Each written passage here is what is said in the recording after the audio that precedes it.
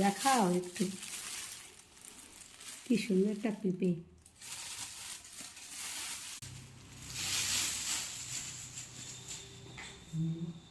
আর কি থাকলো? আপনি কোথায় যাচ্ছেন স্যার? সোদপুর থেকে বন্ধুরা ডাকলে যদি না যায় তাহলে বুঝবো আমি বুড়ো হয়ে গেছি, তাই বন্ধুদের ডাকে সাড়া দিতেই হবে। চিন্তা করো, বন্ধুদের ডাকে সাড়া দিলেই উনি ইয়াং থাকবে, এরকম একটা ব্যাপার। কি অবস্থার বাইরে এখনের মানুষের মেন্টালিটি কোথায় চলে যাচ্ছে ভাবো।